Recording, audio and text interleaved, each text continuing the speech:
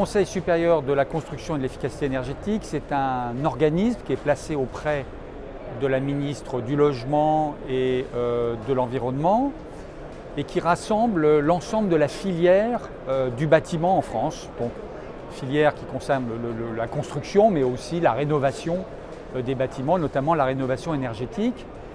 Et c'est une interface, j'allais dire, entre l'État et les professionnels, dans laquelle on examine l'ensemble de la réglementation qui concerne la construction. Les professionnels donnent leur avis sur cette réglementation, ce qui permet à l'État de corriger, d'adapter, de faire en sorte en tous les cas que la filière s'approprie le mieux possible la réglementation, qu'elle soit législative ou réglementaire, c'est-à-dire les décrets ou les arrêtés. La transition écologique et énergétique, nous sommes en plein dedans, puisque depuis maintenant quelques années, la réglementation a beaucoup évolué, que l'on met en place des réglementations qui permettent d'avoir moins d'effets de gaz à effet de serre, qui permettent de contraindre les niveaux énergétiques, d'aller vers la sobriété énergétique. Bref, tous ces éléments sont aujourd'hui mis en place et nous avons vu notamment ces dernières années au sein du Conseil supérieur de la construction plus d'une vingtaine de textes extrêmement structurants pour la filière avec des objectifs extrêmement ambitieux. Et donc oui, la transition écologique et énergétique, c'est une réalité en France, en tous les cas dans le domaine de la construction et de la rénovation énergétique. L'enjeu, c'est en matière de construction, essentiellement de faire en sorte que les émissions de gaz à effet de serre liées à la construction diminuent de manière très importante.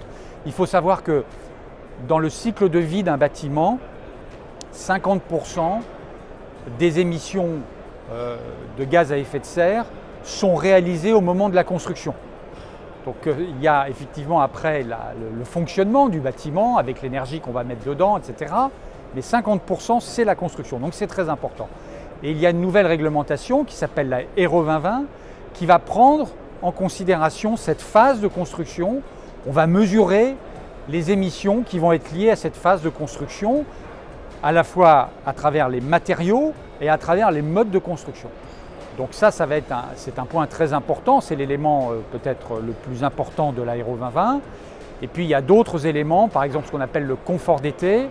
On va faire en sorte que, notamment avec les épisodes de chaleur qui sont de plus en plus importants et de plus en plus longs, on assure un meilleur confort dans les constructions neuves. Donc voilà, donc tous ces éléments sont aujourd'hui dans la réglementation. La réglementation va se mettre en place de manière progressive jusqu'à 2031. Elle aura un impact très important sur les modes de construction. Il va falloir construire différemment, de manière bioclimatique. Je ne vais pas rentrer dans le détail. Elle aura aussi des conséquences importantes sur les matériaux.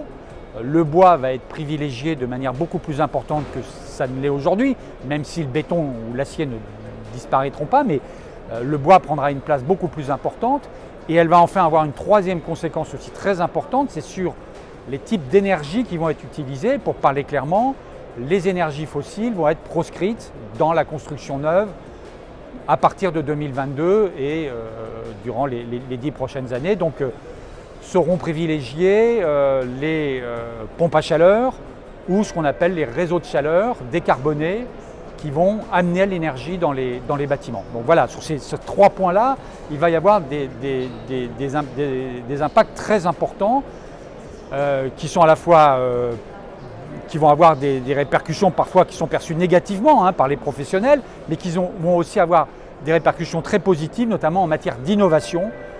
Le secteur de la construction est un secteur qui n'a pas toujours beaucoup innové, qui reste quand même assez traditionnel. Et là, il va falloir que les choses bougent et changent.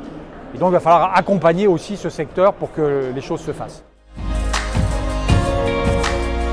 Je suis d'abord très impressionné par le nombre d'exposants qu'il y a ici. Il y a vraiment toutes les dimensions de la transition écologique et énergétique qui sont là. Donc c'est vraiment intéressant. Je pense que c'est intéressant parce que justement, il y a des secteurs un peu différents, donc c'est aussi une façon de se parler, d'avoir une vision globale de ces questions. Et c'est très important pour les professionnels parce que rien ne vaut le contact humain, personnel.